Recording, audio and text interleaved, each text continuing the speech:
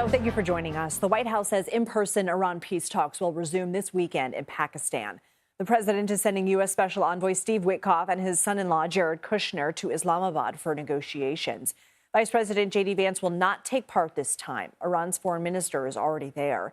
It comes as we approach 8 weeks of the war with Iran. White House Press Secretary Caroline Leavitt says the administration is hopeful these talks will move the needle.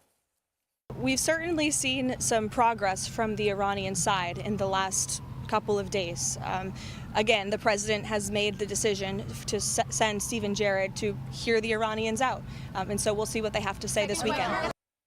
The two sides are likely to discuss the Strait of Hormuz, that key shipping lane where 20% of the world's oil flows through.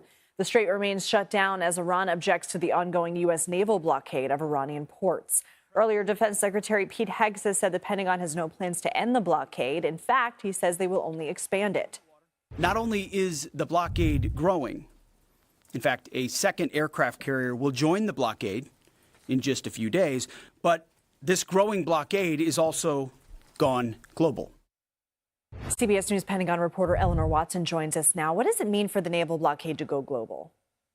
It means that any ships that departed from Iranian ports before the blockade began could be pursued by U.S. forces. And we've already seen that happen twice in the last week. 2 vessels were interdicted by the U.S. military carrying sanctioned Iranian oil in the Pacific. And that's likely because in the Pacific area. And that's likely because China is the largest consumer of Iranian oil. The U.S. tracks these types of so-called dark fleet vessels, shadow fleet vessels all the time, but now has given an extra push to the military to go and pursue them wherever they are. Closer to Iran, the blockade is expected to grow with that second aircraft carrier. Secretary Hegseth mentioned that carrier is the USS George H.W. Bush, which will join the USS Lincoln and about a dozen other ships along that wall just off of the Gulf of Oman.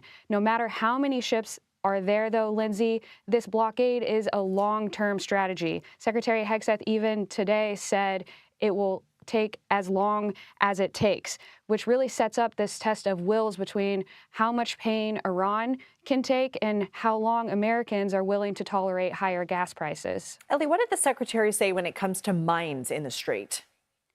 Well, after weeks of really being kind of coy about whether there were any mines in the strait, Secretary Hegseth today threatened Iran against laying any more mines. He said the president has given the Navy the authority to shoot and kill any fast attack speedboats that attempt to lay mines. And that's because it's easier to destroy the mines before they're in the water.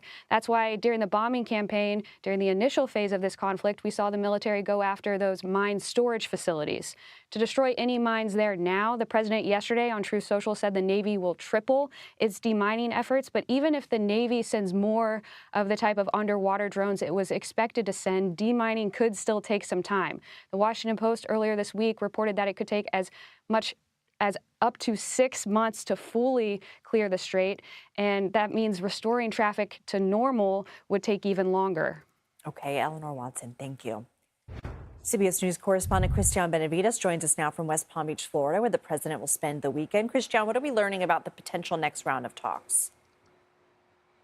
Well, look, President Trump said he is in no rush for these talks, or to make a deal rather, because he wants a, quote, great one. It comes as we are learning that Special Envoy Steve Witkoff and his son-in-law Jared Kushner will head to Pakistan to resume talks to end the U.S. war with Iran. Now, we're also learning that Iran's delegation has already arrived. President Trump says that he wants a unified proposal from Iran, noting that there are different factions that are vying for control.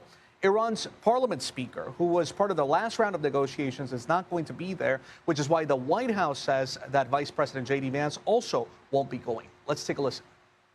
Steve and Jared will be heading to Pakistan tomorrow to hear the Iranians out.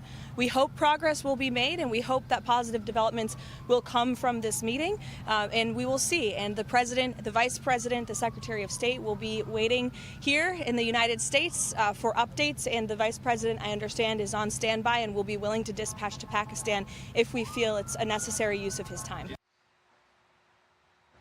Now, President Trump has repeatedly stated his goal that Iran could never have a nuclear weapon. Iran's foreign ministry spokesperson announced goals for their side in state media earlier today, saying that Iran wants relief from sanctions as well as compensation and a guarantee against any future attacks from the U.S. and Israel. Lindsay? Cristian, Benavides, thank you.